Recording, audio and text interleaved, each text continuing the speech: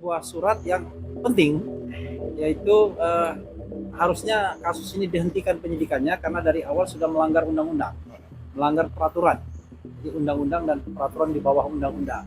Ugroseno mengatakan bahwa dengan dicabutnya laporan polisi terhadap Egy Sujana dan Damai Hari Lubis, seharusnya satu laporan yang bandel gitu, gugur semuanya.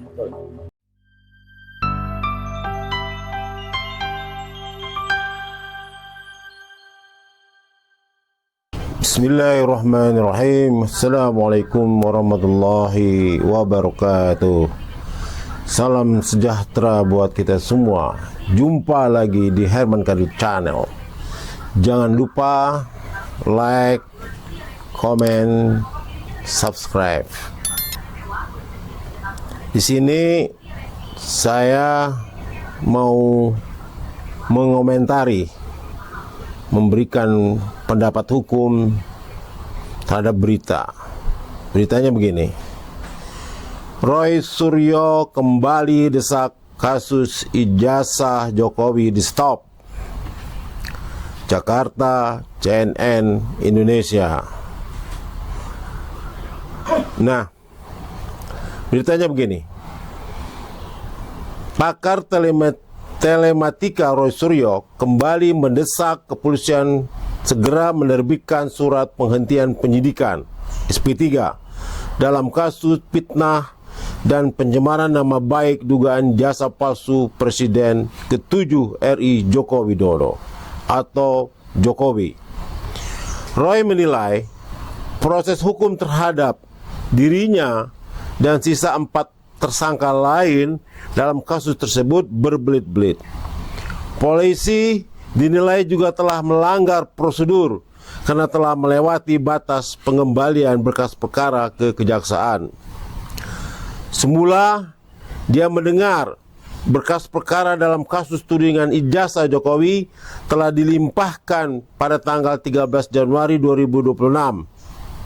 Namun belakangan kabar terbaru dikembalikannya pada tanggal 26 Januari dan tidak ada kejelasan hingga saat ini. Kemudian setelah itu enggak balik-balik lagi. Padahal kan di aturan ada waktunya itu. Ya, harusnya itu sudah kadaluarsa.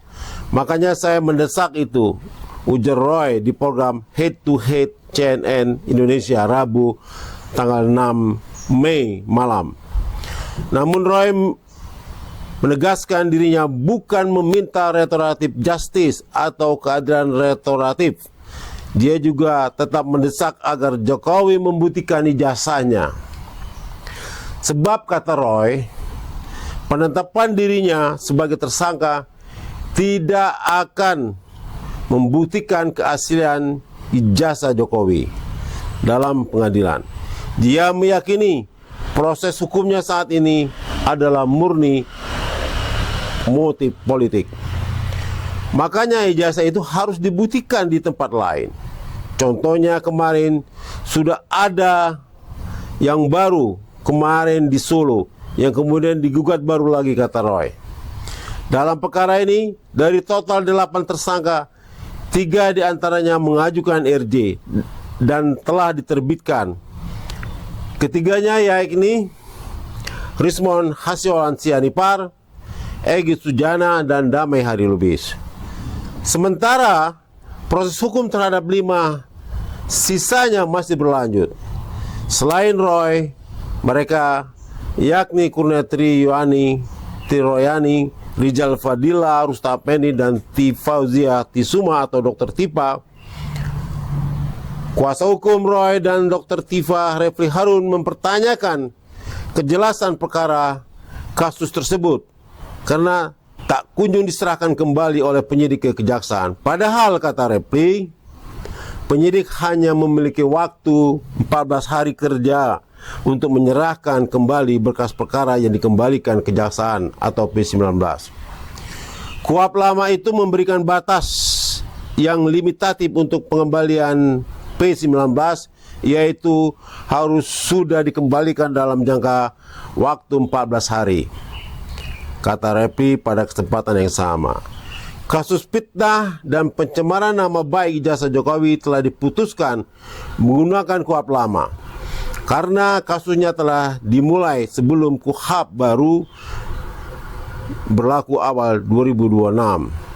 Repli pun menerangkan bahwa batas waktu 14 hari untuk mengembalikan berkas P19 merupakan norma yang jelas dan tidak bisa diperdebatkan. Sehingga jika dihitung sejak 26 Januari, bekas perkara Roy di kepolisian telah lebih dari 3 bulan.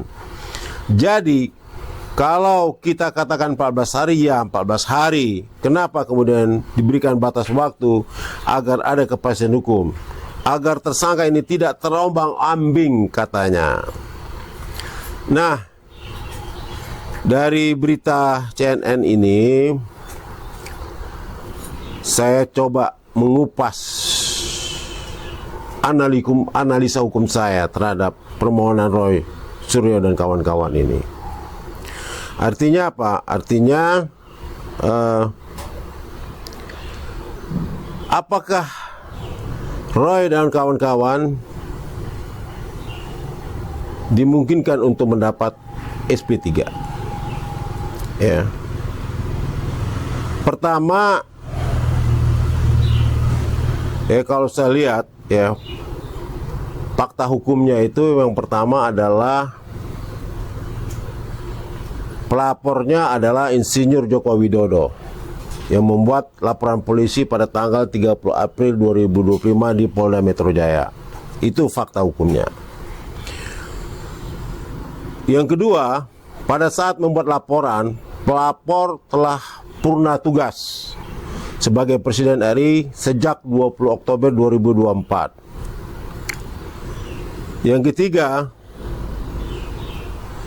objek yang dilaporkan pelapor adalah unggahan pernyataan tersangka terkait dugaan kebohongan ijazah dan kebijakan pelapor selama menjabat Presiden periode 2014 sampai 2024. 4.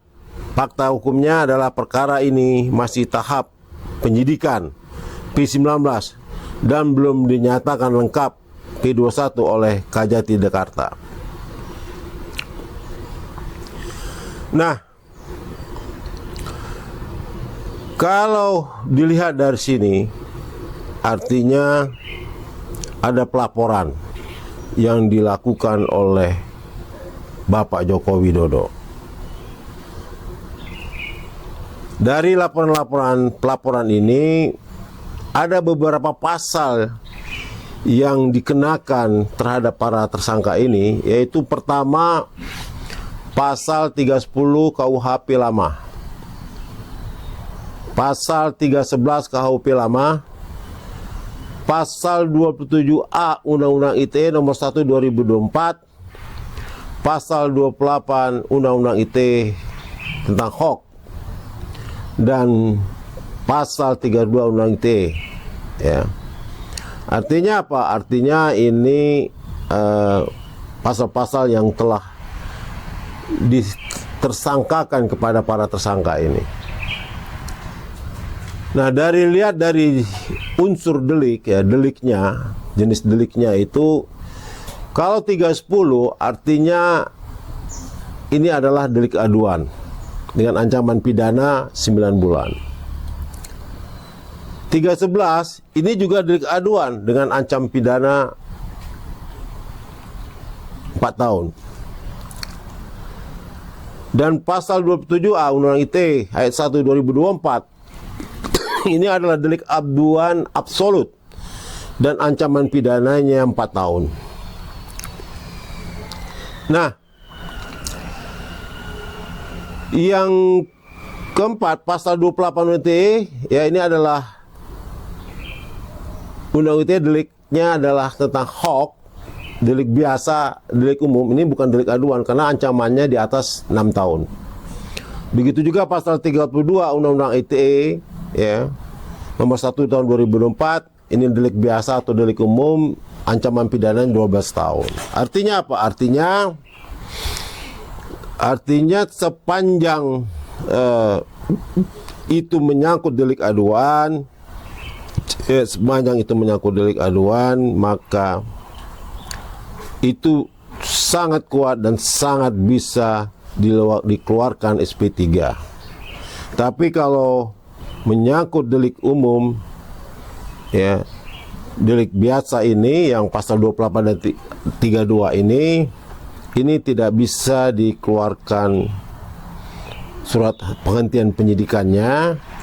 Karena apa? Karena pasal 23 28 ini adalah ancaman pidananya di atas 6 tahun. Untuk menghentikan perkara ini, pasal 28 23 ini harus melalui pra peradilan. Itu yang setahu saya. Untuk itu, peluang Roy dan kawan-kawan itu dapat SP3 kita lihat. Ya, kita lihat surat penghentian penyidikan terhadap Egy Sujana, terhadap Damai Hari Lubis, dan terhadap Resmond Sianipar Siaholan. Nah, saya sudah membaca sebagian, ya, artinya pernah baca, kebetulan saya pernah dekat sama Damai Hari Lubis, saya baca dan dia bercerita pasal-pasal penghentian penyidikannya itu adalah pasal-pasal delik aduan, yaitu pasal 310, 311, 27A dan 27A. Artinya apa? Ini kalau pasal-pasal delik aduan yang dihentikan oleh Polda Metro itu sangat benar dan sangat tepat. Artinya kenapa?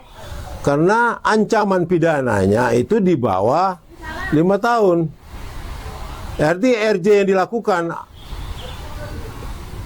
antara Joko Widodo, Presiden Joko Widodo dan mantan Presiden Joko Widodo dan Egy Sujana dan kawan-kawan ini, ya, Resmond dan Damai Hari Lubis ini, sangat pantas dan sangat tepat apabila itu dikeluarkan RJ-nya dan dikeluarkan SP3-nya. Kenapa? Karena ini menyangkut delik aduan dan ancamannya di bawah 5 tahun.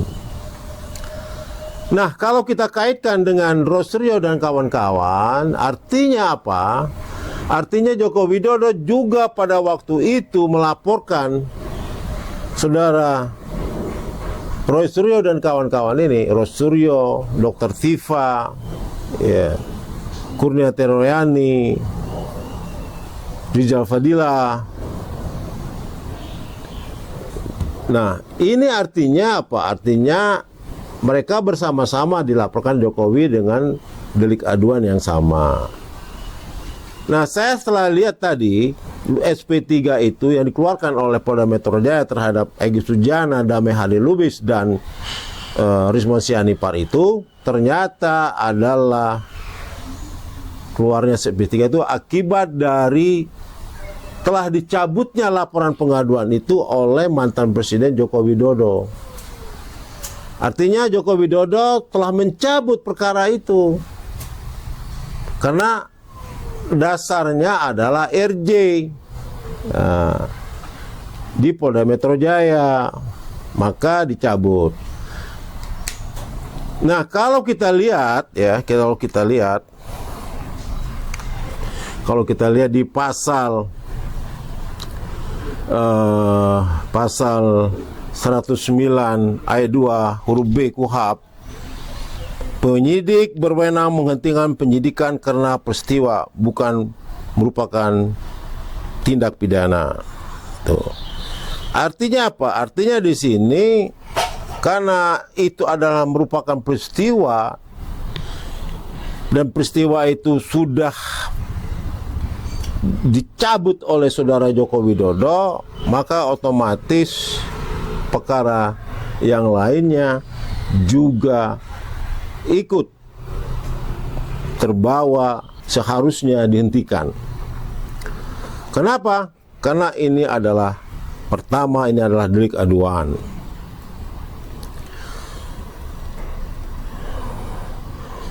Jadi secara tidak langsung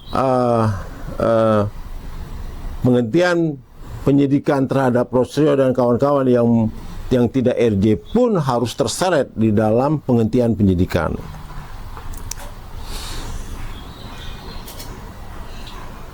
Kenapa saya bilang begitu? Karena pertama adalah dasar hukumnya putusan MK tahun 78 PU 2021 tahun 2023 ya. Dasar hukum lainnya adalah putusan MK 105 PUU 2022 tahun 2024.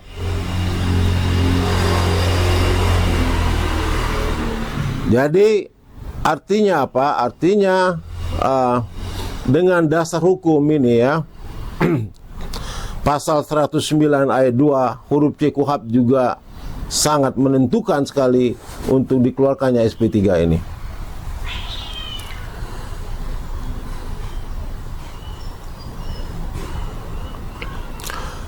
Oleh sebab itu, sekali lagi saya katakan bahwa karena ini adalah merupakan delik aduan, ya, dan delik aduan ini sudah dicabut oleh Saudara Joko Widodo di Polda Metro Jaya, maka secara otomatis juga peluang Rosrio dan kawan-kawan untuk mendapat SP3 sangat besar. Karena saya katakan lagi bahwa dasar hukumnya adalah pasal 109 ayat 2 KUHP, ya.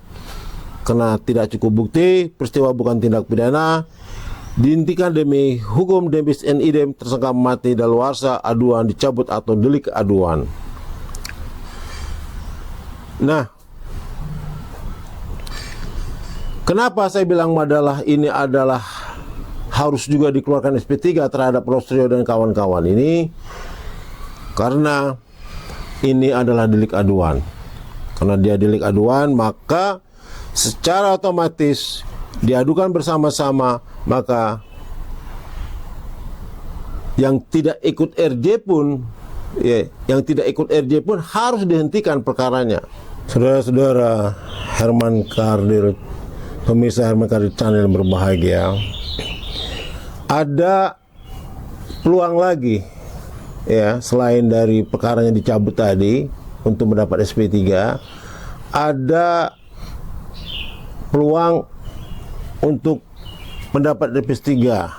Yang pertama adalah objek delik. Objek delik itu adalah jabatan, bukan pribadi. Jadi meskipun pelapor membuat laporan dalam kapasitas warga sipil, artinya Jokowi sudah tidak menjabat lagi sebagai presiden, ya. Karena materi yang dikritik, yang dilaporkan kritik itu adalah penilaian terhadap kinerja dan dugaan perbuatan pelapor selaku presiden RI berdasarkan putusan MK 105 PUU 2022 tahun 2004, jabatan dikecualikan dari perasa orang lain.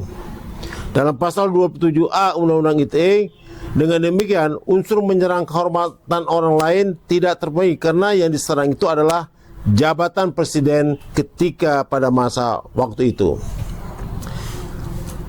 Yang kedua, putusan MK berlaku seketika, erga omnes. Artinya apa? Putusan MK tanggal 29 April 2025 berlaku sejak diucapkan dan mengikat seluruh warga negara termasuk aparat penegak hukum. Karena laporan pengaduan tanggal 30 April 2005 yang dilakukan oleh Joko Widodo dan perkara juga belum P21, maka penyidik wajib tunduk pada putusan quo. Yang ketiga, peristiwa bukan tindak pidana. Oleh karena objek yang diserang adalah jabatan presiden, maka perbuatan tersangka tidak memenuhi unsur pasal 27A Undang-Undang ITE ayat 1 Undang-Undang nomor 1 tahun 2004 sesuai dengan pasal 109 ayat 2 huruf B KUHP. Penyidik wajib menghentikan karena peristiwanya bukan tindak pidana. Yang keempat, ajas equality before the law. Nah, terhadap terlapor lain dalam LP yang sama, yaitu Saudara Egy Sujana dan Mehrubin dan Remisi Pelapor telah mencabut laporan perkara dihentikan melalui SP3. demi persamaan hak di hadapan hukum, pasal 27 ayat 1 Undang-Undang 45, perlakuan yang sama harus diberikan para tersangka. Artinya apa? Asas equality before the law harus tetap diberlakukan. Oleh sebab itu, saya katakan bahwa sudah sepantasnya lah Profesor Rio dan kawan-kawan ini mendapat surat perintah penghentian penyidikan. Lihat dari terhadap tersangka, khususnya sangkaan dalam pasal 27 Undang-Undang Nomor 1 Tahun 2004 tentang ITE. Artinya, maka oleh sebab itu kepada Polda Metro Jaya, ya, sudah sepantasnya lah Profesor Rio dan kawan-kawan, Profesor Rio, Dr. Tifa, Tri Royani, Rizal Fadila, Rustam Effendi untuk mendapatkan SP3. Demikianlah analisa hukum saya terhadap masalah berita ini yang tentang pengajuan Rosyul akan kembali desak kasus ijazah Jokowi ini untuk di stop. Demikianlah pendapat hukum saya. Semoga bermanfaat buat para pencari keadilan. Demikian, terima kasih. Wassalamualaikum warahmatullahi wabarakatuh.